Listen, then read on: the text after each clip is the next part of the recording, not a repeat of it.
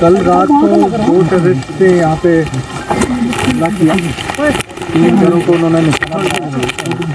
उनके लोग यहाँ मौजूद थे, उनको निशाना बनाया।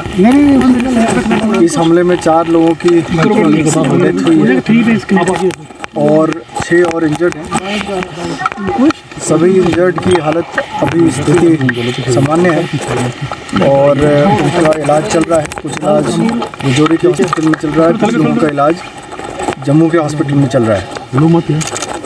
इसके बाद आज सुबह जब तलाशी चल रही थी तब एक और यहाँ पे धमाका हुआ।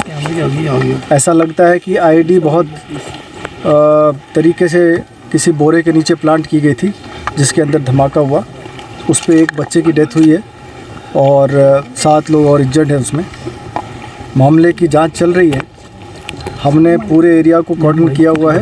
आर्मी, सीआरपीएफ सभी ने एरिया को कॉर्डन किया हुआ है और तलाशी अभियान जारी है। ज़्यादा जानकारी तलाशी अभियान के बाद। कितने लोग हो सकते हैं इसमें, अभी तक क्या जानकारी? आतंकियों की जानकारी अभी मिली है, जो स्थानीय लोगों ने बताया है। 2 आतंकी मौजूद थे। सर, ये वही लोग हैं जिन्होंने पहले भी राजौरी में जो ये कहना भी मुश्किल है। सर, मिनॉरिटी कम्युनिटी को टारगेट किया गया है, क्या लग रहा है? देखकर टारगेट किया गया है। So you can see the ADGP Mukesh Singh